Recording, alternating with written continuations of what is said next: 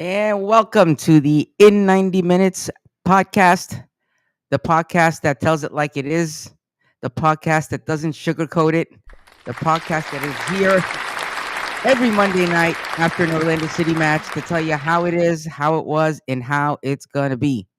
So, welcome. I am your host, Ahmed Salim. Along with me, as every week, I have Misael Rosa, John, and the legendary David Valentin. We have a very busy show to talk about. We have a lot of stuff to talk about. Gentlemen, how are you all doing on this fabulous post game Monday? Great. All right. Doing good. We're how many points, Richard? We're like 9 points, 9 points across all the three teams, right? Because we had OCB, we had Pride, and we had the Lions, right? All wins, 3 points apiece. So it's a 9 point weekend for the Orlando City organization. Feeling magical. Feeling magical. So where do we start, gents? Stuff going on around the league before we get into too deep into things. David, I think you shared something about Sporting Kansas City, right? They had released their manager, if I'm not Yes, mistaken. they have fired their manager, What's up with that? Peter Vermees, and he's been there for such a long time. He was the manager of Sporting Kansas City when Orlando City was the affiliate, USL affiliate. Nice guy, very knowledgeable, but the reality is that they have tried his way for over a decade. No success under him. They lifted the U.S. Open Cup, MLS, in 2013. So I think it was overdue. They had not won a game. Last year they failed to make playoffs. So it's one of those. We tried. It's time for fresh new ideas, and also the stadium was empty, and that's always a sign that the new things that have to be done. Montreal already fired their manager, so that's two for the year. And it's always sad when it comes to an end. You know, my heart goes out to the folks at Sporting Kansas City. Everybody wants to win. I can't blame them. That's what we want to do, and it's part of the business. And like I always say, we always say here in the show that managers and players come and go, and the supporter remains. Just to clarify real quick, he's been there since '09. Yeah. One other thing I was looking at the replays this morning, and on Apple TV there was they have like a series with a bunch of the players. It's called Orlando Presents or something, and they had Thor was the most recent episode, and he said it. He said what we always say on this show. He's like, it's about the badge. He's like, it's about the name on the badge, not about the name on the back. He said it as a player. I was happy to hear that from a player. It just gave me all kinds of goosebumps when I heard it. I Um, think this group of players, you watch how they've played, even at the beginning of the season, first match, didn't play so well. I feel like this group of players gets it, yeah, they do. I feel like they're vibing really well. and I You know know, and I know we'll talk about the match more in depth later, but that's a match. This past Saturday's match was a match that we lose. Period. The score doesn't matter. We lose almost every time last several years because for whatever reason, but these guys stuck to it and they really took a jump up in my respect for the season. And yeah, my outlook for the season's much more positive after Saturday's match. very cool. Um, so this weekend for me was an extremely busy weekend. I had soccer matches on Saturday. I had soccer matches on Sunday, and by the end of the non MLS matches, and then including the MLS matches, I was just done by the end of the weekend. But I do want to share that. So we played the Orlando City South U12 U13 team.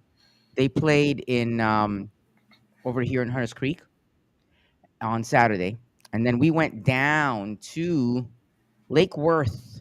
No, Palm Bay West Palm Beach. Sorry, I just drove way too much for soccer this weekend. Okay, I just did way too much soccer driving, and we went. So U13 is supposed to be what, like 2012. You have 12, 13 year olds. So I have to tell you, uh, we lost terribly, right? We only scored one goal. They lost about 5-1. The only goal scored by my son. Hallelujah. I was super happy. I'll share a video of it while we're talking about this. But these kids, my son said he was channeling his inner Muriel, which we will talk about in a minute.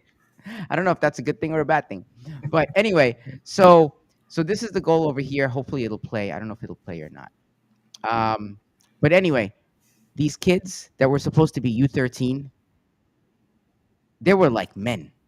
Like there were kids with tattoos. Some of these kids were like, I don't know what they feed them down there, but these kids were huge. And the video's not playing. I was gonna show the video of the goal. Did But they have birth certificates that says I am 12 with a $10 bill? you know what? Yeah. Wait, our coach actually asked them to check the roster. Like for a coach to say that, dude, it had to be. And guess what? We get to play them again on Saturday here at home. So it should be fun. If you want to see some non-professional true parent soccer drama, make your way to Cypress Creek High School Saturday at like 9 a.m. Anyway, so on to more important things.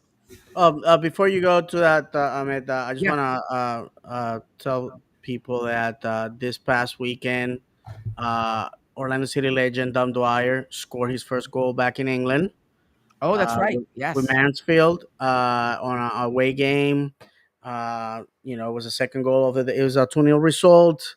Mansfield survives another day. They are, fairly away from the relegation zone at this point, so they will be playing League One next year. That's third division of English football. As far as Dom, this is my opinion, personal opinion. I think if he doesn't impress enough at Mansfield, we may see him finding a home in another first division team. I can tell you that at Stevenage there's an interest, So we'll see what happens. It'll be a dream come true for myself and the other 7 Orlando City fans that also support Stevenage to see Don Dwyer there. If not, that he will be probably going down division to League Two. He's already 35 years old, so he's definitely looking at maybe 1 or 2 more years in his career and then calling it a day. I believe that because he has already shown an interest to go into the player representation business, like our good friend Dennis Chen. So we may see him back in the states as a player rep. So I think that will be fantastic for the game itself. Also, we found out that we have an addition at Orlando Pride, but Scott Sauter, former Orlando City player. Uh, I wouldn't call him a legend because he was here briefly, but very well liked by the fans. I believe his wife is a professor at UCF.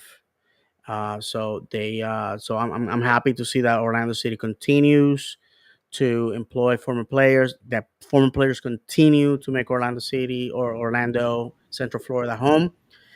So I just wanted to bring that up. Before I finish, I just want to remind maybe a lot of people don't remember this because they weren't around, but Don Dwyer was a key piece in our push to go into MLS.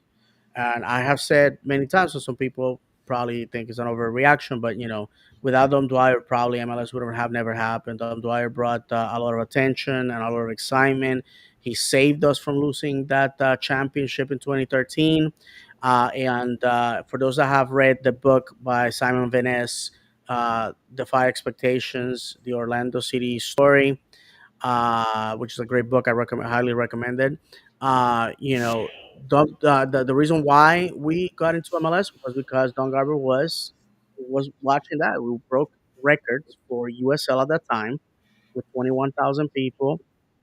showing up for a final in minor league football in the United States, and with people that nobody knew who they were, and that's what got the foot in the door. So yeah, so I just wanted to bring that up. A gentleman on off the pitch, expecting a baby at the moment, and so just I just wanted to bring that to the attention of the fans. Very cool. Um, I think there's a lot that's happened over the years, and it's easy to lose sight of the things that have contributed to get us as a team where we are. So I think it's great to bring that up. So thank you. All right. So let's move on. Moving on to OCB. This past weekend, they played Crown Legacy. And the guys and we have a group chat, and somebody was talking about the pitch. And I don't remember if it was John or David, and said that was the pitch that we played Charlotte on for the US Open Cup the second time around when we lost to them and exited early. Yeah. So it was Yeah, really, that really. was. I almost didn't watch the match because I knew Yeah. what pitch it was going to be on. That was me that brought Yeah. that. So Brought that. it was really nice to see some redemption on that pitch, because OCB did win that match. So they won 1-0. And I believe the goal scorer Score. for the team was Shaq Mohammed. Yep.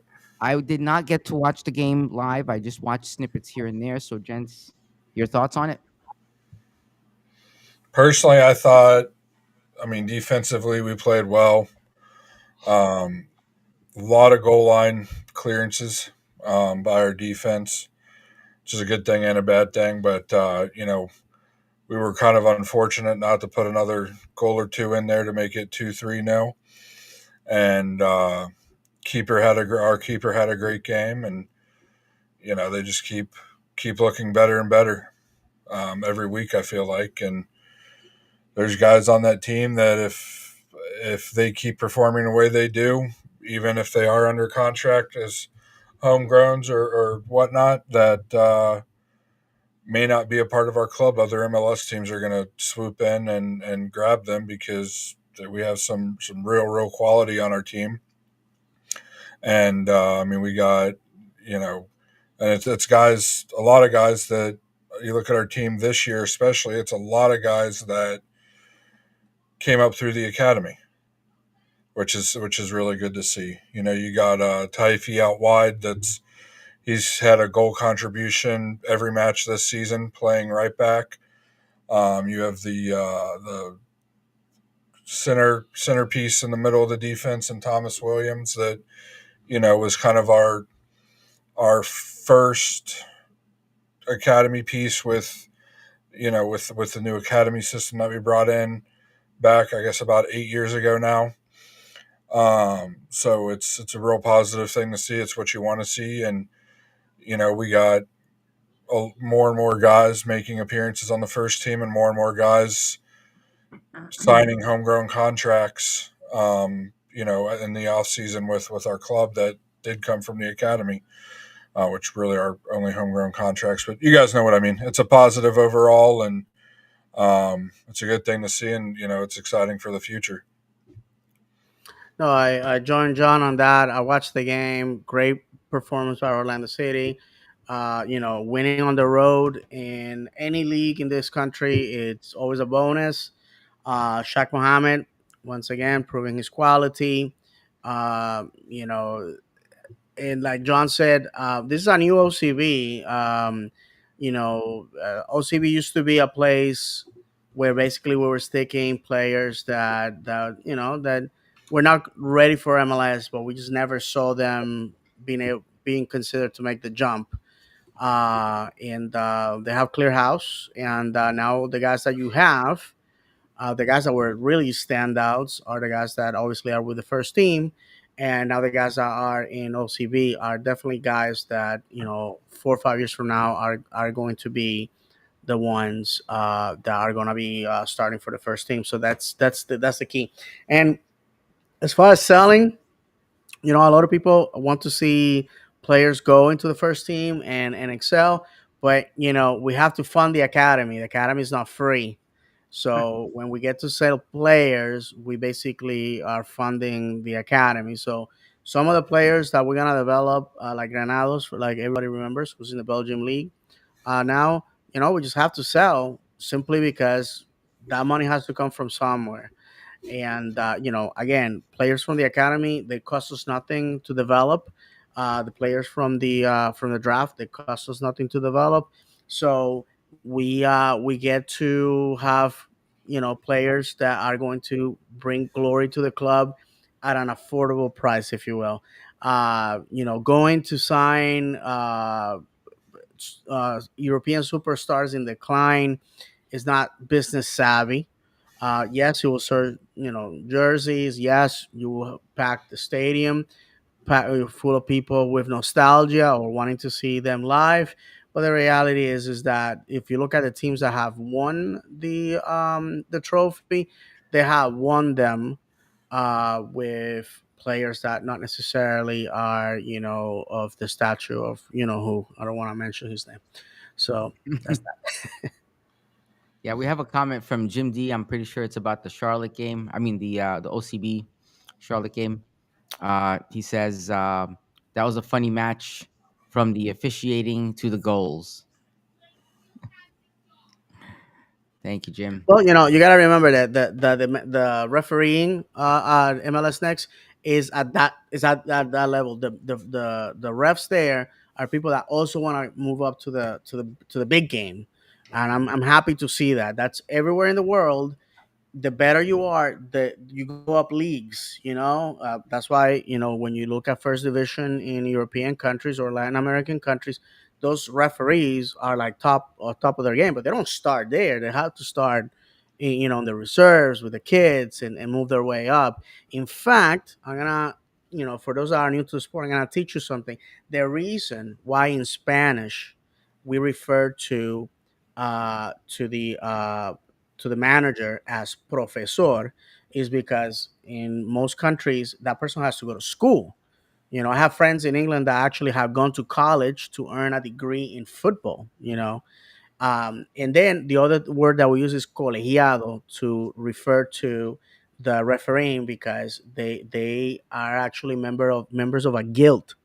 Okay, Oh these are wow. people. Yeah, they're members of a guild, so they have to get the certifications through the confederation, and then they get to that level. It's the referee is vilified everywhere you go. Doesn't matter the league, doesn't matter the country. But the reality is, and an exhortation to a lot of the young people that probably are watching, is that if you feel that you want a career in football, we need good referees in this country. And if you want to make it your mission to become a professional referee, you can make a lot of good money. And not only that, you can make the sport better. Perhaps we're not blessed with speed or ability or height or whatever it is that you think that you're lacking to become a professional footballer. Mm-hmm. You can be a referee. So that's my exhortation.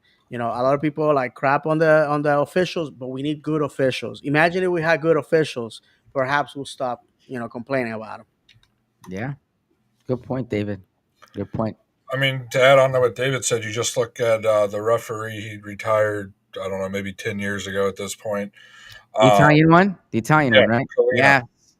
That Yep. dude's an absolute legend. He grew up wanting to play the sport and got to a point where he knew he wasn't going to be in it. So he thought, how could he be most involved? And he decided to go into officiating. And he was respected by, I think, every player that Everybody. ever came his way. And the guy took it as serious as the players did, if not more serious. I remember when he was the story about when he was getting ready to officiate World Cup final. I think it was 02 maybe. He locked himself in a study or whatever and watched film for like 48 hours straight. He said is how the story goes, in preparation for that match on both teams that he was going to be officiating. So it's it can be something that's very fulfilling if it's something you want. If you want to stay into the sport, get into the sport more. And even at a youth level, I used to referee youth soccer on Saturday mornings at the local rec league. It's, as a high schooler, they say it's volunteer. You get a little, $20 or so at a lot of places, maybe even be more now. I'm sure it's more now Close to, to 60, close to $60. yeah. If you're, well, we did a two referee system. So Yeah. it was, I think it was 20 and 20 for the two refs, and then when they changed to three referees to keep up with the times, that I know they increased it. But my uncle is over 60. He's pushing 70. He still referees up in Ohio and Kentucky. He referees all over the place, and it's a good little side gig. It gives you a reason to stay in shape and grow the sport and keep the Yeah. sport advancing. Yeah. So for all those chants on the refs, we still appreciate you guys. Yep. And to add on one more thing, David said when our friend Stuart was visiting back, 2 months ago now, when Feels we like had it was the ages friendly, ago. yeah, it feels like ages ago. One thing that he kept just, I don't even think I could count on one hand the amount of times he brought it up about how our club is doing things the right way with having that foundation in the academy and the reserve team, and being able to bring those players up eventually, or sell them off or what have you, because in other places, in other countries, in general, the academy's free for kids. Obviously, here in the U.S., we have a pay to play um, system, but in order to get to that free system, we have to be able to sell our, the academy players have to be able to make the club and the academy money. And, that only starts with that. We're starting to see the fruits of our labor here at Orlando City. Other clubs have already seen it. Your original clubs, your older clubs, New York, Red Bulls, with Tyler Adams, Philadelphia Union with Aronson, and what's the 15-year-old that's overhyped that I've never seen it do anything? Sullivan. He has a pre-contract for when he turns 18 to join Manchester City. You have Dallas has had a couple players. So, we're getting there. That's how the clubs elsewhere in other countries keep their academies free, or at least extremely cheap, is that they look at it as an investment in the future. And, out of the, 40 or 50 players in an age group, they hope just, one of them will make them some money. And, right now we have right about one player in every age group in OCB that is getting quality minutes and performing for our reserve team. And one thing to mention, former MLS referee Alex Kilovitz, hopefully I'm pronouncing that correctly. He moved on, and he's a referee in League One in England right now. So proof that that you can move up, and in a sort of a source of pride to see that MLS referees are getting that recognition overseas. We need them to come back. We need people from overseas wanting to work in the United States, because I think the referee needs to be elevated. Anybody that watched Philadelphia versus Miami knows, I pray to God, knows that it's time to up the ante, because I can't believe that the shenanigans that were pulled this past weekend and allowed to continue. In fact, I'm gonna say Miami won because the referees gifted the game to them, and the podcast accounts have denounced this publicly. You cannot sacrifice the well-being of the league and the fan bases of other teams just to hand this man everything. If Messi won everything without help, then we can say he's the best in the world. But we continue in this league to hand him stuff, thinking that the fan base that he comes with is gonna stick around. I got news for you: they are not gonna stick around. Okay, they're not gonna stick around. We need to start working on building the league, because you know what's gonna happen when USL starts with pro relegation. I'm gonna tell you the truth. if they go brutal, they might start opening clubs in cities where there's MLS.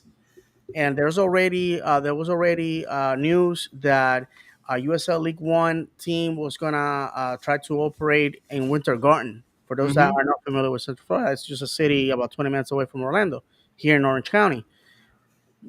I don't I don't think that USL League One can steal fan base from MLS. But what if that same team goes, well, there's a new Division One pro relegation. We're gonna go do that.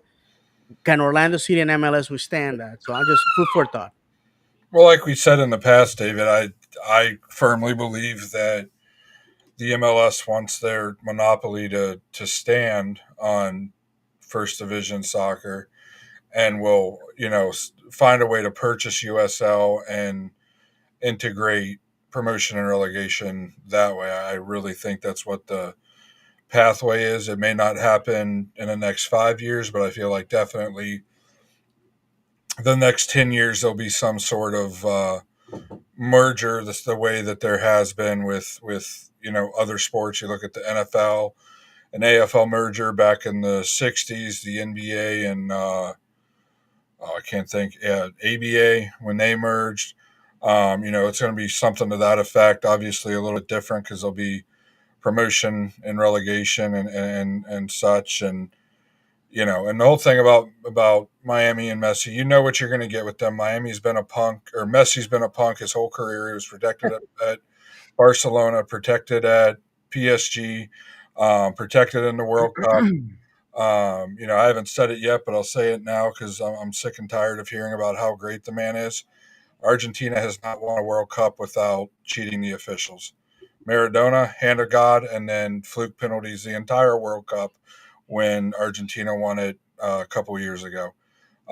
Let's not forget '78 with the dictatorship that makes sure that they won it. So, Yep. and to our Argentinian fans, sorry, but we gotta be truthful to everybody.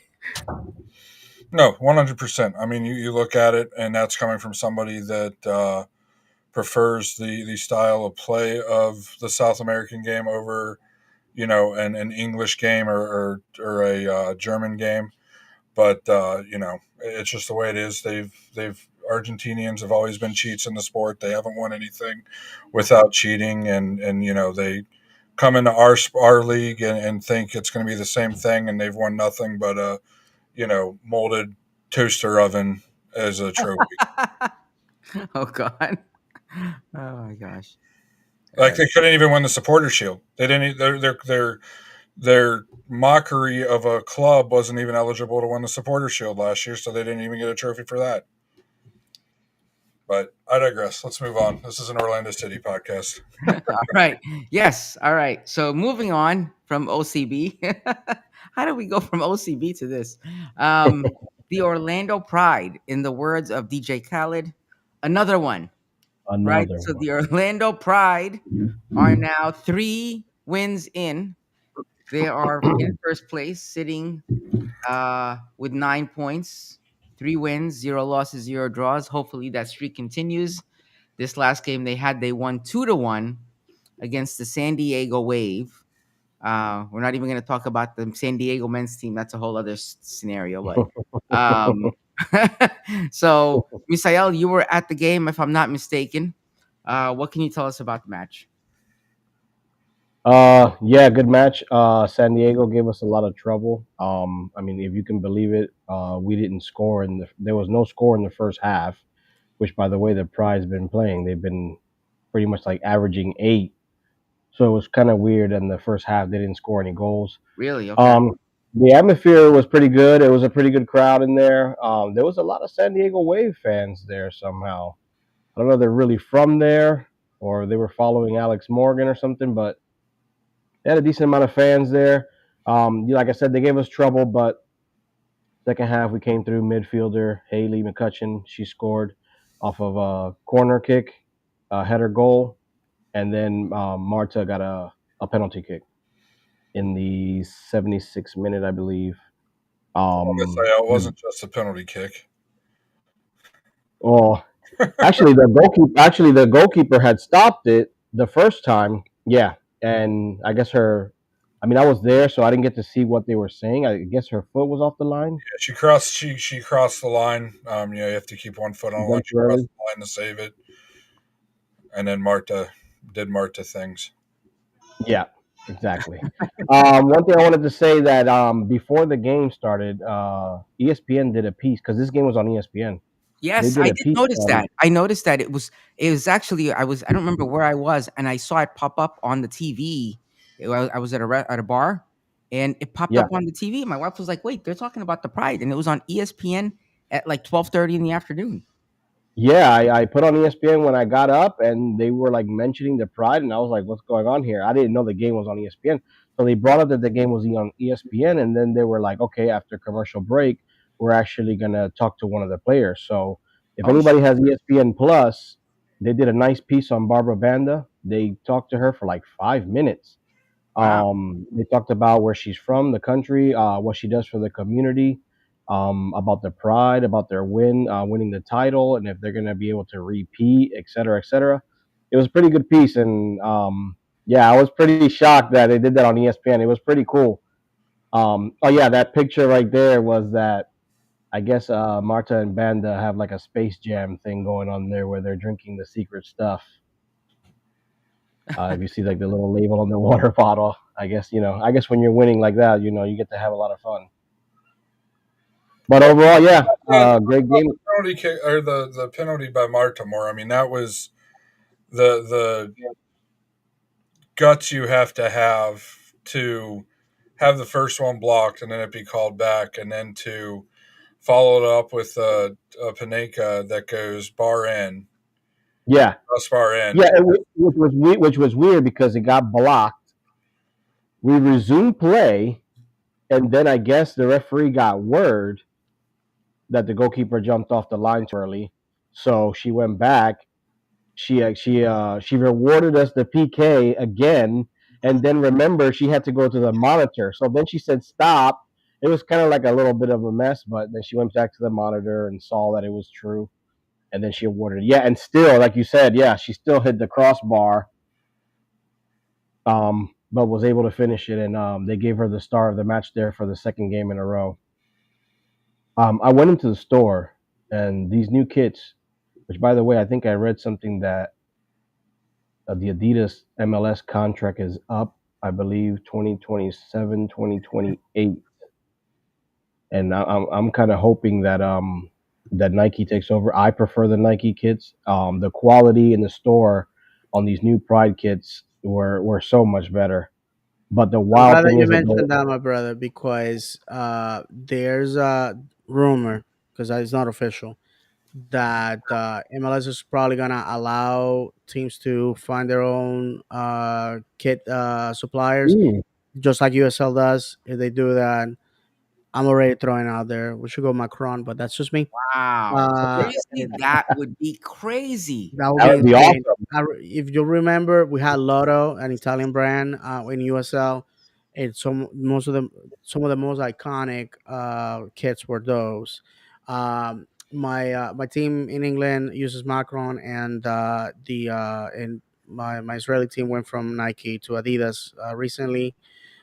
So it's interesting that this is happening, and also Adidas has said that in 2025 all teams are gonna have a third kit. Yeah. So be on the lookout for that. Oh yeah, and the update on that when we spoke that in our private chat, that I believe it's June 1st. The third kit will release for every single team. Very cool. Very cool. Very cool. Very cool, gents. All right. So we went OCB, we went Pride. So now to the only thing we know how to talk about. Our boys in purple went In all the Hollywood. way to the West Coast. They were searching for that California dream. So we'll start off here. This young gentleman in this white T-shirt, which, by the way, you cannot find these T-shirts. I went looking today. You can't find a white T-shirt with an Orlando City logo. Oh, Plain white. it's always. I've been sorry to cut you off, but I've been saying this for a couple of seasons. Sometimes he has jackets, he has hats on that I go looking for because I'm like, man, I like that hat, like I like Yeah. that jacket, and I go look and you can't find it. It's like Poppy special. Go I look for him. spoke with our OC kit manager, and there's stuff that is exclusive to Yes. the players. Mm-hmm. Now, I want to talk to the marketing department in MLS, and you guys know me. I talk to everybody, and I have told them, listen, things that need to happen, OCV merch, and allow us to purchase that cool stuff, But they don't want to take our money. They don't want to take our money. Well, and Yeah, on that note, like they haven't had a. So no offense, Sal, but it looks good on you. The hats you have, those hats look terrible on me because of the shape of my head. They don't fit my head right. They cut into the corners. All of that. Yeah. I hate snapbacks. I hate the baseball style fitted hats. I hate trucker hats. I love the fitted. Get a bucket hat, brother. I have one. I do have one. Yeah, you need a But bucket hat. I like my hats to be the flex fit, the stretchy, Yeah. regular looking style hats. And I don't recall the last time the clubs had that. It's probably been 2018 since the last time they've had a hat You know, like you know what's funny? You mentioned that, John. I last 2 seasons ago they had this black on black Orlando City hat cap, and I bought two of them. I bought one was the regular, the adjustable back. It wasn't the snapback, but Mhm, then the other one was the fitted one. It was like a stretchy one, mhm. and I Yeah, cannot like a find flex those fit. anymore. They don't make them anywhere. Had I known, I would have bought a ton of them back then Yeah, because you Just can't load find it them up. now. I had a couple, and they're so sun faded and Yes, worn and yes. dingy, and they're not even. I think I ended up tossing them away because No, man, those are the good ones. Those show My how long you've been Yeah, here, man. my wife I keeps was Yeah. saying, "Why? When are you gonna throw that out?" I'm like, I can't find another one. I'm not throwing this out." But it all Yeah. comes down to talking to our friend over at the outlet store over there off what is Yeah, it 535. His name's Diego. Yeah. Yeah. Yeah. We went in there back last year, and I was talking to him, and he's like, from when the MLS used to handle their distribution to now when Fanatics Yeah. handles the distribution, it's night and day. The quality of the products, the amount of the products that he's able to buy or that are distributed. Period. I mean, you look at the team store, and there's nothing. You go online, there's like a limited number Yeah. of shirts, and it's like I'm never going to wear a shirt like that. And then if you guys remember, over the winter, I bought a black on black, really cool looking shirt that had the badge in the middle. It was black, and underneath it had gold, so it kind of stood out a little bit. But it's not lightweight, not lightweight, even lightweight cotton. It's a very heavy cotton fit. The patch probably weighs a pound itself, and it's like I'm never going to wear this to a match. I'm going to die At if least I he, wear this. yeah. No, for sure. Oh, But man. one thing I did learn a few years back, uh, talking to the I don't know if she remains the merch manager. Long story short, I wanted to get the home jersey at the time. I think it was the one thick and thin. I think that's what it was. And I had waited far too long, and there was none anywhere. And Orlando City, the shop had one left, which they sold me at 50% off, and I had to go pick up on a Saturday when there was no game, so I got to go. By the way, I doubt that she will ever hear this, but I can't thank her enough. She reached out to me on Twitter and said, "Hey, I hear that you're looking for a jersey. We have one left. Was it Originally Lauren? 150. Was that? Was her name Lauren? I think so. Yeah, brother. I think Yeah, so. I don't think she's there anymore. I know Yeah, who you're talking about. that's customer service, and that's one of the things that we say to the team all the time. Let's try to keep the good people, because this it meant the world to me. The fact that she could have been like, hey, it's 150, and I would have paid it, because obviously it was nowhere to be found. But for her to say, hey, I hear that you are a big time fan, we just give it to you 50% off, and it was insane. But the team shop is there mostly for the tourists, mostly for the people Yeah. that are like at the game, they're visiting from somewhere else. Usually, I know there's a lot of fans that when they go on away games, they like to buy a scarf so they can put it on the wall, saying, "Hey, I've been to the stadium," et cetera, et cetera. So that's what that's for. What I suggest for people to do is to go to the website for MLS. That's where all the stuff is there.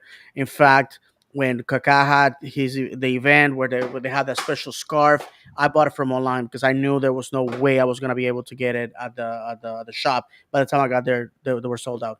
So anyways, I just wanted to throw that out there. But the people at the shop, superb, great people. But like John said, for those of us that have a little bit more to love, it's very hard to go to the store and get something that will fit us. So you know what I mean. So just Yeah. you gotta think about that. Yeah, man.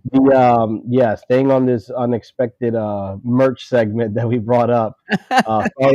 Sorry to those listening. We're gonna get to the game. The last home game, a buddy of mine, he has the newest kit, which is it called the Hurricane kit?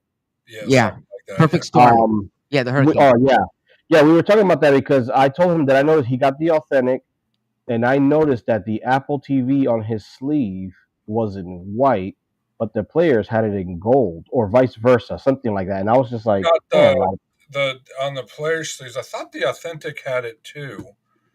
I know that it was a different color than when we're looking at them on the pitch, and they have a certain color, and then his has another color. And I'm like, if this is authentic and we're paying this much, like, come on, let's get it the same. The Pride, I went into the store during the Pride game. Their newest kit, the authentic, is $199, $200, and this is without a name and number on the back. So Wow. I'm assuming, $200 plus tax. We're talking what, 210, 220.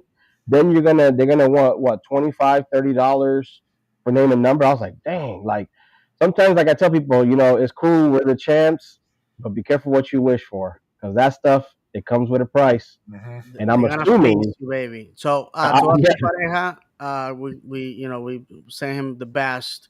I had the opportunity to talk to him. In fact, this past weekend, and I realized 45 minutes we have touched everything except the game. We're gonna go into it, I promise.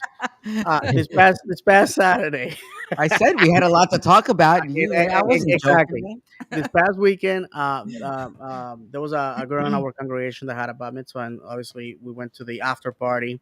And I ran into a friend of the family that was from Colombia, and we were talking about football and Oscar Pareja and Luis Muriel. Anyways, proof that I never knew this guy. This guy is only in the country for the event, and we bonded over football. And he told me that he was gonna watch the show. So Carlos, if you're watching, thank you. And anyhow, guys, we went to California. Right now, the soundtrack to this is Biggie Smalls. I'm going back to Cali, or California Dreaming, however you want to do it. I think the name of the show is gonna be Straight Outta Carson. Go with that West Coast vibe.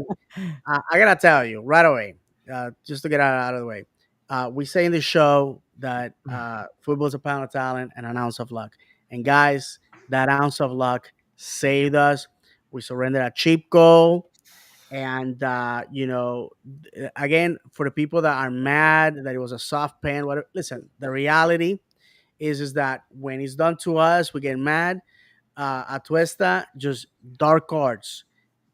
Kept that foot down. It got hit from the back. It's gonna be a penalty anytime. This is exactly how Jansen conceded a penalty a few games ago. I Yep. can't remember even the team that we were playing. I think it was at Red Bulls. Yeah, So Red Bulls. this is just the way it is. And last, so the guys can say give their input. What Luis Muriel did, uh, beautiful, but it was a complete error on the keeper. He should have punched it away. I see what he was trying to do. He was trying to push it up, but you know what?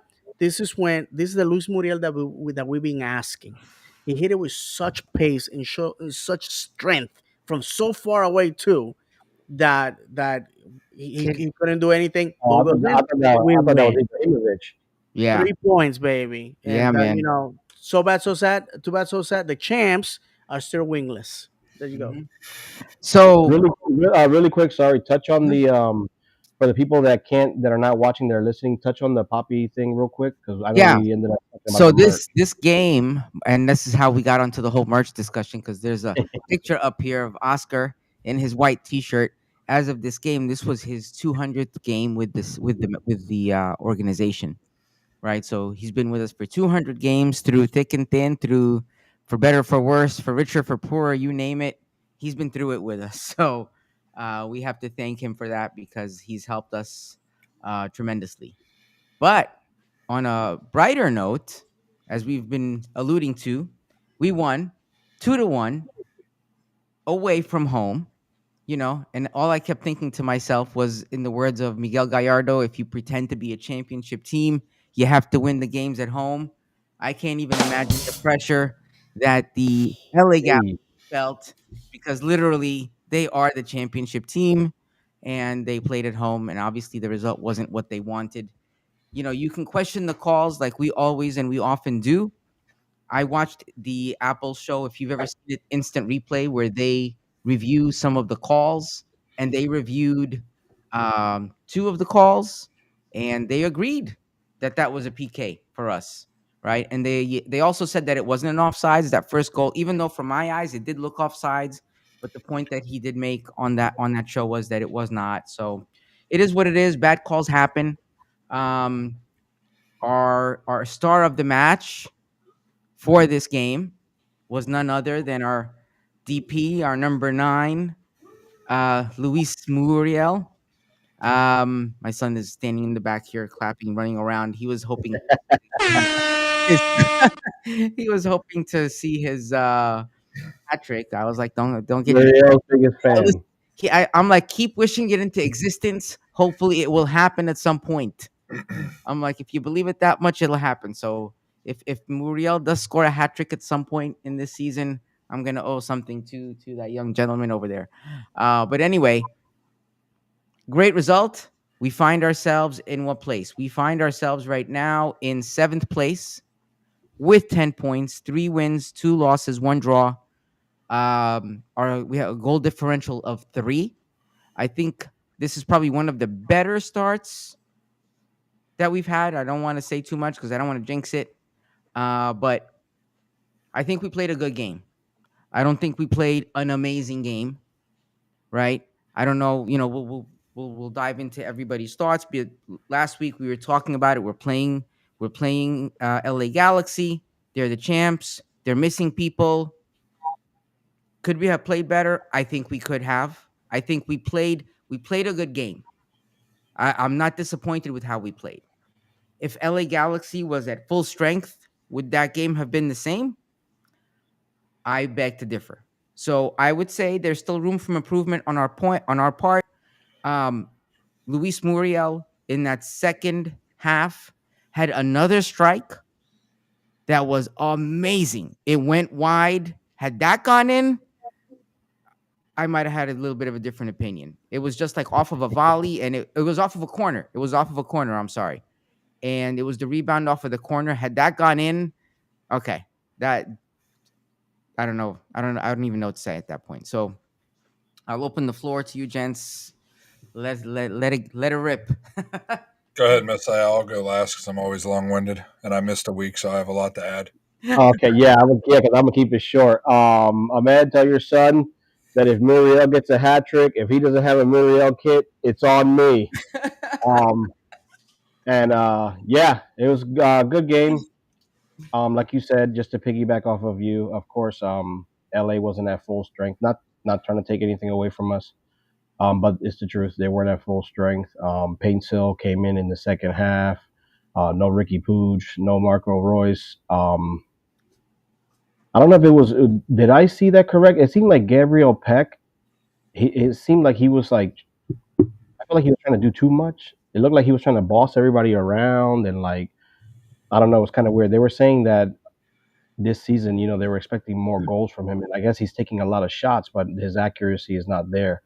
Um, that also helps. Muriel's Ibrahimovic moment there, free kick was awesome. They said that goalkeeper did something similar like that last week. I didn't get to see it, but I guess he had some kind of error as well.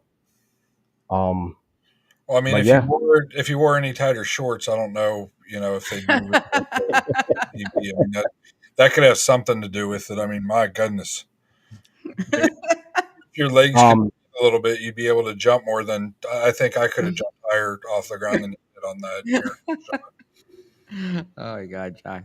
yeah, the when McGuire came in, we started playing more fast paced. Every time McGuire made that run, Ojeda was just on it to try to get him the ball. Um, yeah, seems like he's trying to get in form. I can't wait for that. But yeah, we got the win. Yeah, definitely. I mean, to start the game, um, you guys know I wasn't very happy. I thought the midfield and our two center backs decided to stay on the plane. Out of our own half, we couldn't maintain possession. Atuesta was on a stinker for the first 25, 30 minutes of the match. Just, really didn't look good, but they grew into the match. Once the goal was scored, it started to turn a little bit. We were able to keep possession a little bit longer. And then, yeah, as much grief as I've given Poppy in the past, I mean, the substitutes were on point. Him bringing in Brecalo when he emptied his pockets when he got back to the hotel, Gabriel Peck had to grab an Uber because he was still in his pocket. He Yeah. just locked him down. Peck couldn't do anything against him. It's nice to have that versatility and somebody that can play center back and then come in and play one of the outside backs as well. And he looked good offensively too. He had the one really aggressive time when the score was still 1-1 where we almost scored on it. Mhm. And then defensively locked it down, bringing Duncan in. I'm shocked if my dad's watching. I'm shocked he hasn't commented saying, "See, I told you guys." So he always says that he thinks Duncan is the perfect backup striker because of his effort he gives on the pitch. I mean, being a center back and seeing Duncan come in the 60th, 70 minute, how you have to lose sleep over that. And, Duncan showed that. He came in and changed the game for us and, gave us more pace up front, gave Muriel a little more room to operate and poke and prod at their back line. And, I always say good teams make their own luck. For 50 minutes of that match, I would say we won that match, and did create our own luck. Like David said, that penalty we got called for one just like that. I even think Johnson's was a little bit less than that because you actually see the Galaxy defender kind of take a stab at the ball, hit Mhm. Atuesta's leg, which caused him to go down, which caused the penalty to happen. Um, you know, and then yeah, like I said, Poppy subs. He was seemingly getting out coached tactically all night. Brings the subs in. All the subs performed, changed the game for us, and I just the way they finished that game, the way they didn't quit, and Muriel, as much grief as I've given him too, if he even though he didn't, yes, he had the goal and didn't have quite the match he had 2 weeks ago now. If we keep getting this quality from Luis Muriel and then Duncan, um, or shoot, what's the other striker? Enrique. Enrique can come in off the bench and provide that pace up front when we need it to grab a goal or two late. The there's no limit to what this team can perform. And I mean, you talked about strikes. Everybody was saying how Marco Pasalic, throughout most of the match didn't have much of an impact. And then next thing you know, he's firing a good shot in that if he puts that, far post, has a very good chance to score. Mhm. I the things that I'm seeing with this team are very, very encouraging. We proved that even though we didn't score off of them, we proved that we could get good looks by breaking a team down, which we had to do for 75 minutes of the match because LA decided to sit back a little bit more. Um, and Schlegel keeps as long as Schlegel can keep his head like he's kept the last few matches, and Janssen keeps being Janssen, I think we have you know, this will be a fun season. Your father commented. Yeah, I see. Oh, did he? Yeah, second half of the second half, Tuesta was brilliant. Yes. He was very good. He turned it, like you said, they settled in, and he turned it on. Yeah, Alex Freeman too, man. What a stud! Oh my goodness. That guy stops everybody over there. And he's so fast. There was the one ball, I think it was, I can't remember if it was Marco or Muriel played to him, where he went from a dead stop, and the fullback was running, at least jogging back, and he went from a full stop and still beat him to the ball. It was the one that was tipped that the keeper kind of had to make a save for LA. That his speed is incredible. His size is incredible. If he's with us past this next winter, I would be absolutely shocked because the stuff that he's showing as a 20-year-old, the pace, the height, the strength, it's well outside of what this league needs. And I mean, it wouldn't surprise me if after 2026, if he's the nation's, the U.S.'s right back. Yeah. You know what I think for me, the thing that made the biggest difference for the match is that our goals were good goals. Like the goal they got on us was because of a stupid mistake on our part. I hate nothing more than to lose, but losing when it's a stupid mistake, it's one thing. It's like if you score against us and it's a banger and it's like there's no way somebody could have saved it, it makes it a little bit easier to swallow.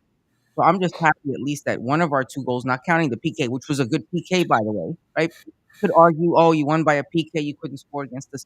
The one goal that we scored was a legit good goal, right? Um, so I'm happy about that. It's always nice to score to actually score against somebody, not just capitalize on a mistake. So And how about Duncan dive in? I know you guys saw it because I sent you the screenshot of it. I don't know yes, if anybody else saw it. Duncan, I kind of always question whether Duncan fully had adopted the shithousery that Poppy likes to play with, and then see him after Muriel's goal. Doesn't even really join into the celebration. Just see him running straight over to the supporter section for LA, telling them to be quiet. Was to me one yeah, of I my think favorite, probably going to be one of my favorite moments of the year. yeah, that was actually the screenshot, and I think I have the video of it. Let me see if I can bring it up. I'll get it while you guys. Your dad, while you do that, your dad said, not sure who was making the long ball to Duncan. Those were excellent. I believe that was Ojeda, right? Most of them. There was Ojeda did a couple, Muriel did a couple, and I think Atuesta was in one or two of those as well. Well, all of those were on the dime. hmm And Duncan showing, last year in his rookie year as well. His ball skill was kind of questionable. He's shown that he's been really working on that and actually has a little bit of a touch to it. He had one touch that was on our defensive half in the midfield that was just disgusting, where it was coming to him and he trapped it and it went behind him. He trapped it with his right foot, went behind him to the right, and he didn't quite get to it, but it looked like he intentionally trapped the ball to roll behind him. And it was, if he was a little bit quicker with his first step or two, it would have been one of the dirtiest traps that I've seen somebody from our team do. Of the Muriel heel pass, it looks like Muriel's out to give us a heel pass every game. Yep. He almost had a goal on that. Yeah, every game he's doing like a heel pass now. But I mean, they're perfect. They're money. Add a little flash. It was a win. That's where I look at it. It was dirty. It was ugly. Just like your last call at 3 o'clock in the morning, and the ugly chick in the bar gives you the wink, and you just go, well, Beat's going home alone. So I've been there. And think So about where we were, Miss Ayel. A month ago, you said the 4 matches this month we'd get 0 points, and here we are you're sitting at correct. what, You're 6 correct. or 7 on the month. You're correct. I did I said the Absolutely. 6. I asked for yeah 6. I said the D 6. I'm we just won the saying. DC. We drew Red Bulls. We won DC, and now we beat Galaxy. Yeah, you're right. Hey, I can man up. I'll admit it. So I was here's Hey, hoping for hey, 5 this next month, hey, so yeah, maybe maybe 6 so. or Hey, so this month coming up. Hey, 0 points. Keep it going, right? Maybe they keep proving me wrong. so here's the video of Muriel's goal. For those that are listening, we're watching the video of Muriel's goal, but the reason we have it up is to show this part right now watch the afterwards left with the side of the screen. celebration. This is John's favorite part right here, where everybody's celebrating with Muriel, and Duncan's going up to the crew, and he's kind of shushing them. And afterwards, he even said he was mouthing like, with their keep talking, keep talking. But that's the Right thing. there. That's all people in LA know how to do is talk and talk and talk. I mean, I spent several years ago. It's been 4 years ago now already. I spent 2 weeks out in LA for work when I was working in the solar panel industry, and that's all those people. Those people talk so much. They're not as bad as New Yorkers. No offense. I know all three of you guys have connections to New York. No Not offense. me. That's them too. I mean, well, Jersey. Yeah, we talk a lot too. But New York, New Jersey, Same kind thing. of the same area. I'm not going to say they're Yeah. the same because I'll get shot in my sleep. Kind of the same area. But I mean, LA people talk so much that they think they're right, that they just keep talking. And it's just like, my favorite thing, that picture that you had up on the screen of Duncan just shushing the crowd. There Yeah. was this one guy sitting there going, "Oh, we got 6 MLS trophies, this, that, and the other." And I just commented with Duncan doing that. And it's, that's there's very few victories in sports that I enjoy more than when one of my teams beats a team from LA or New York. And those would be the rivalry games, the Miamis, the Atlantas, and in this sport particularly.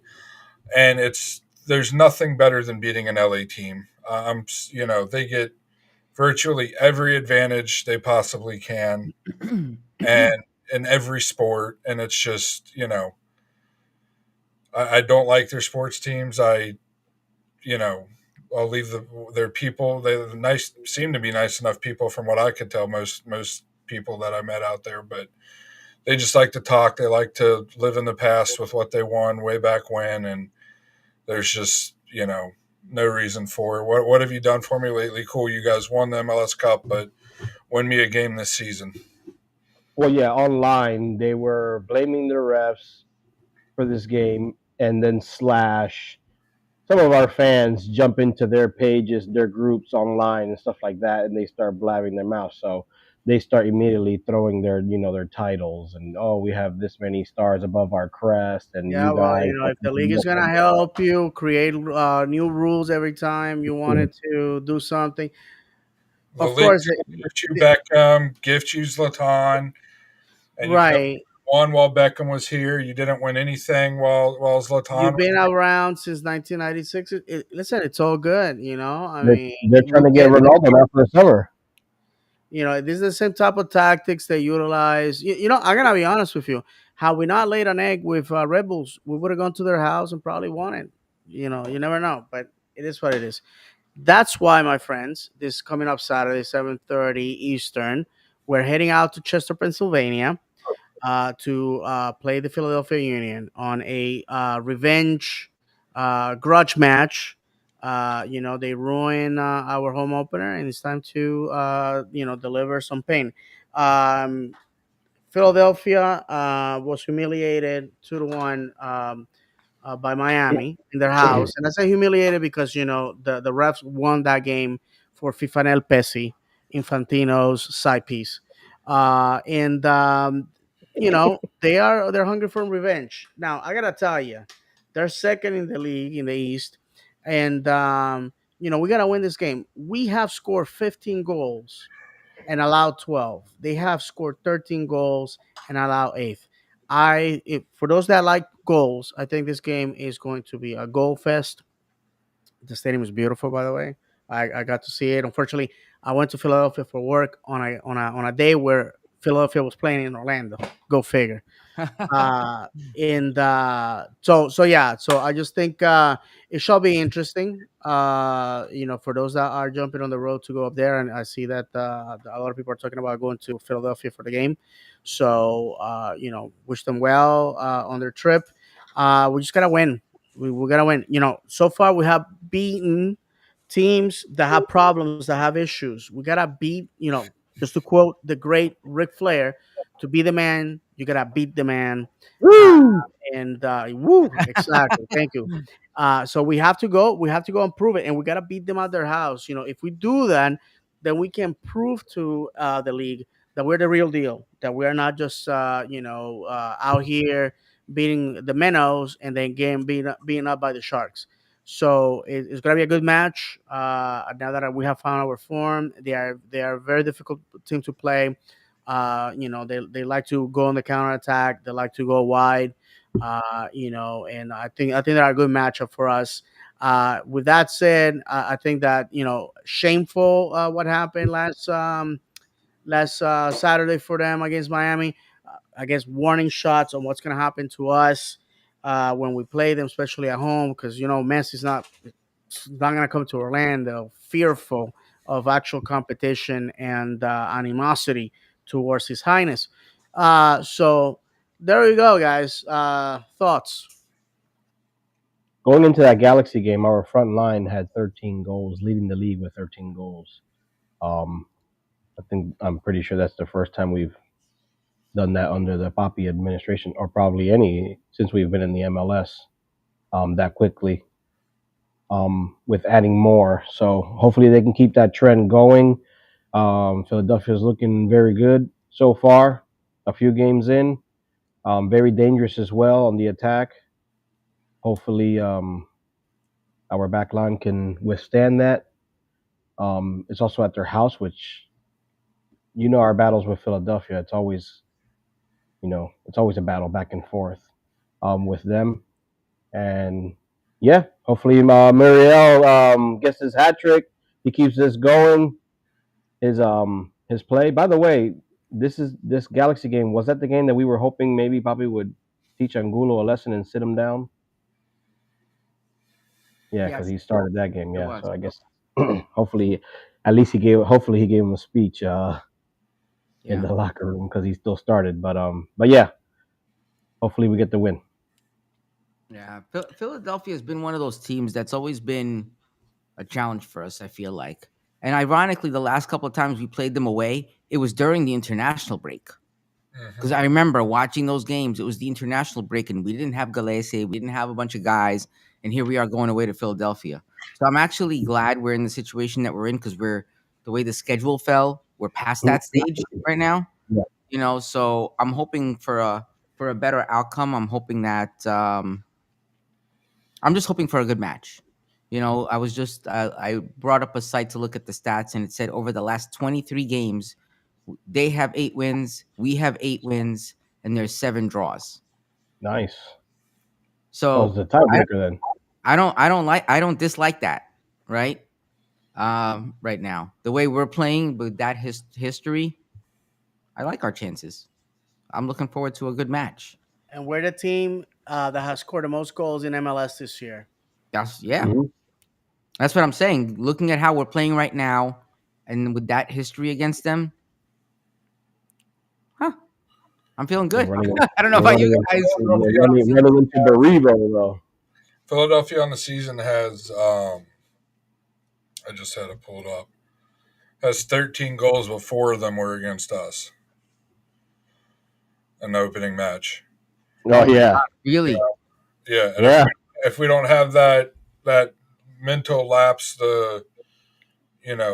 between the 47th and 52nd minute, it probably ends in a draw. Remember, we gave up the 2 terrible goals back to back Mm-hmm. in our opening match. Was that the Schlegel mistake in the front? in the box there?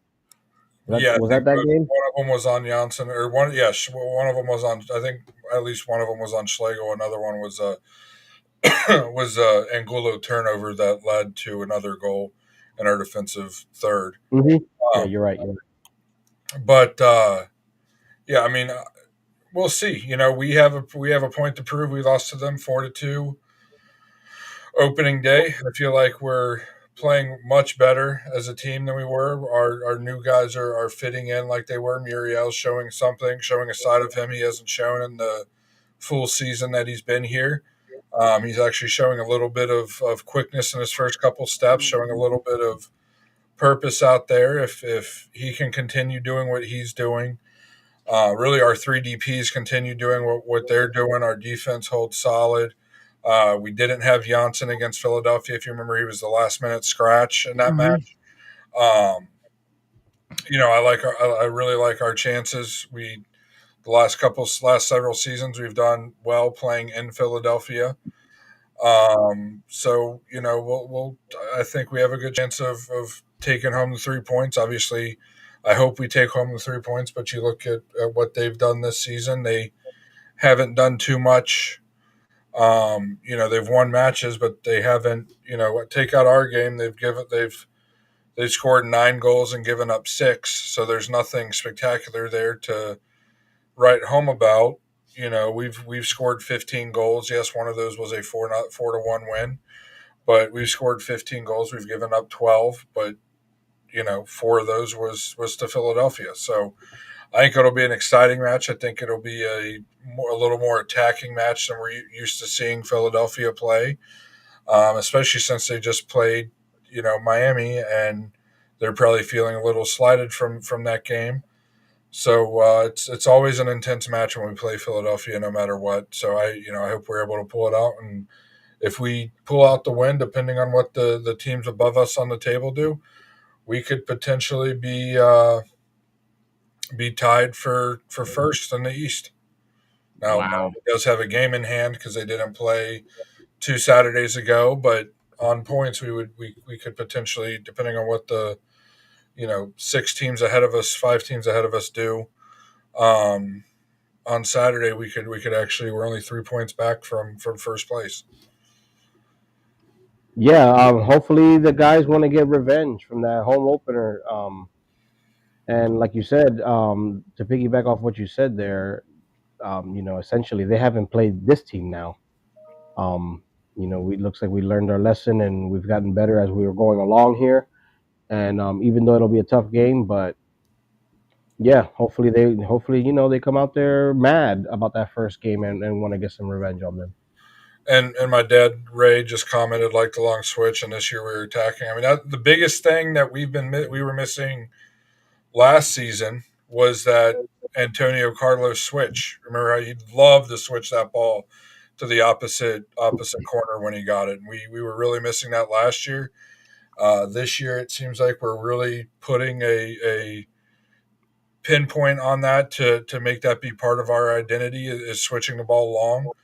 Right when we're getting to that middle third of the field, and when we have the speed we have on the wings with Angulo and Marco and Freeman there, there's no reason we shouldn't. And I feel like this past weekend, Marco and Freeman looked a little more organized. They had one really bad moment, but overall looked like they understood each other a little bit more. Looked like, we love to throw this word around, looked like they've started to gel a little bit more with what each other wants to do. And especially in a league like the MLS where teams love to overload ball side, that long switch will really do some damage. And I don't know about you guys, going back to the LA Galaxy match on those switches. I think Miss Io, maybe you said it, maybe it was another group chat I was in, but it seemed like there was a lot of wind up high on Saturday, because our balls kind of seemed to go up and kind of balloon up in that when we switch them, instead of being more of a penetrating drive, which kind of hurt us a couple of times. I don't know what you guys, if you guys have any thoughts about that, or if you noticed that at all. That wasn't me. I didn't honestly. I didn't notice. I do want to give credit to Poppy. As much as we have praised them and as much as we have, also criticized, um, the Muriel switch is working. Obviously, we're going to see how far that can take us. But, and I know some people online were iffy about the Freeman Thor because, they wanted to go with Thor because he's been there already. Freeman's more of the new guy. But I would just want to give credit to Poppy that, so far it's working. And we got to let him do what he's got to do.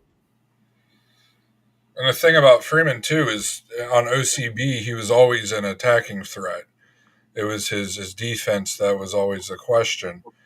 And defensively, I think he's every bit, stepped in and excelled past, no offense to Dagger Dan, but stepped in and excelled past what Dagger was able to do defensively and attacking. And hats off to Dagger for accepting the role coming off the bench. He's came in as a central midfielder and came in as a winger, and you know he's he's contributing where he can contribute, being a good team player, and um, like we said earlier in the show, this team really seems like they get it that it's for the badge over self, and this past week, watching the game, going through the game, I never. It's the first time in a while that I never thought we didn't have a shot to win it, being down as late as we were and playing as bad as I felt like we did to start the match. I really, the players stayed in it, and this is starting to get exciting. I know it's only 2 wins in a row, but you see the little things the guys are doing and the things that they've cleaned up on just in 2 weeks. Think about how bad the goals against New York City looked that we gave up, and the goal Saturday was maybe he was offside, maybe he wasn't, and if we can continue to improve, it'll be a very, very fun season. I thought Santos had a decent outing too. Yep. Santos didn't look that bad in this Galaxy game as he has been lately. Sorry, David. I know you were going to say something. Now, to quote South Park, I hear no bell ringing, so I'm glad that the players did not give up and pull something out of nothing, and we got the win. And to be honest with you, sometimes you need those type of wins to reinvigorate and make the guys believe that they can do it. Brecalo and Galese flew from outside of the U.S. for this game. So, kudos to them, especially for Brecalo, who really pulled, the long flight. I think that's 15, 16 hours. So, and then go to play. Impressive. So I just, since we're running out of time, this coming up Saturday, let's go win that game. Let's go win that game. Let's prove that what happened on the beginning of the year. It was just what it is, the cruelty of football. And let's go and be impressive, because if we are going to win a championship, we're gonna have to go to the Miamis and the Philadelphias of this league. Okay, next year we're not gonna have the Atlanta inspired by Orlando City legend Rob Valentino doing the dirty work for us. Okay, it's just not gonna happen. And so we have to win. We have to go win with against whoever, wherever, whenever. That's what championship teams do. And if you don't believe that, look at the Pride right now. Look at the Pride. They're them. That they are the team to beat. So we just gotta have to do that. And and then after that we're gonna come home at a very inconvenient time. I think it's at 4:30 the kickoff. Your boy's gonna have to pull all the stops to make it. I think it's gonna be a hard one. Starting tomorrow, we're gonna have a heat wave here in Florida, which basically is like 150 Kelvin. Hotter than the surface of the sun. So we'll see what happens. My last words are like, let's support the boys, OCB Pride, the gals, and the first team. I think so far we're having a lot of fun this year. I believe deep in my heart that it's gonna be one to remember. So we just gotta play one game at a time. and and I'm sure that Ahmed is gonna go over the reviews of our little saints at the end, because you know what, week after week they come true. That it's facts are facts. Yeah, man. And the rest of the month, guys, just looking ahead since we're at the end slash beginning of a month, it doesn't get too much easier this month. Yes, we have Montreal on the 19th, which we have to go up to Canada and play. But other than that, we have Philadelphia, New York, Atlanta, and then Chicago. And people might be saying Chicago's the first Saturday in May. People might say, "Oh, it's just Chicago." Well, this year Chicago um, has won 3, drawn 2, lost 1, scored 13 goals, given up 10. They Oh have yeah. Sorry, I was gonna say Berhalter has turned that team around. Yeah, Berhalter's turned the team around. They actually seemingly unusual for him, playing somewhat attacking soccer. They just did lose this past weekend, their first loss this season. But they've been flying this year. Montreal, like we said, they just fired their manager. They haven't won a match. That's traditionally a match that, if it continues and they haven't won a match, I've say it every time we play a team like this. It's a match that Orlando City traditionally gives away. Playing against Atlanta, you never know against them. Luckily, that's a home match on the 26th of April. And then we play Red Bulls at home as well on the 12th. So luckily this month we do have a couple more home matches. It's not this weird home match 2 weeks away, home match 2 weeks away. This week it's back to our normal kind of every other week being a home match. Luckily, and it's April. What do you say? Always say, David. By June you need to have X June amount. 1st. Yeah, to be in playoff contention. We kind of broke that mold last year, but points early in the season never hurt. I mean, that's less you have to make later in the year, less pressure. You can just go out and play later in the year and have fun, and know it's the last couple matches you're going to play with this specific team, this group of players, and really enjoy it and really potentially get flying going into the playoffs. So this team is. I'm excited. I'm very bullish about this team. I can't wait for the next match, and we're flying. For sure. Before we go, guys, I just want to acknowledge somebody that obviously is not on the podcast, but is important in my life. My wife Joy. Today we're celebrating 19 years of marriage. Yeah.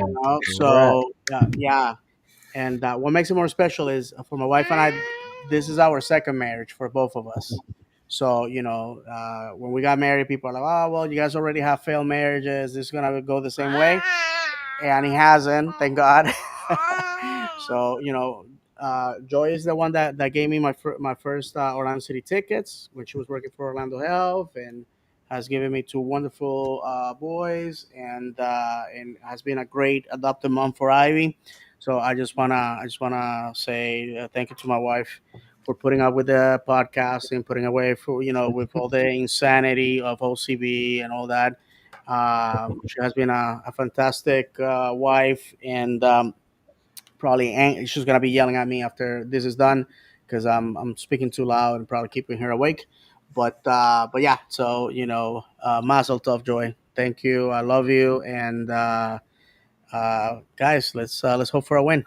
Yeah, congratulations, guys. Congratulations. That's good. That's great news.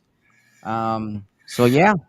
So 4 days, 21 hours from now, we go to Philadelphia to take on the Union. And then our next home game is on Saturday, April 12th, at home against the New York Red Bulls. At 4:30. At 4 is it at 4:30? Yep. Yeah, Oh. yeah, yeah. Oh, Heat stroke. man, bro. 4:30. New York is in for a treat. Yeah. Yeah, they're in for a treat, all right. So are we with the Heat. 0 points this month. What's that? 0 points this month. Yeah. I gotta Yes. keep it going. So we get a chance to pay back the Red Bulls for our last meeting with them, which was at the end of last season. So that should be interesting. So, if final thoughts, gents. Final thoughts for this coming Sunday. Tomorrow is I believe, is the third round of Open Cup. Yes. We are not going to see the Open Cup until May on the round of 32. So just if you have the fever for some great football, that's happening tomorrow. Oh, I was gonna say, Ahmed, that we just played the Red Bulls. It ended We in a played tie. them, drew them a couple weeks ago. I was trying to Yeah. forget about that. Thank you.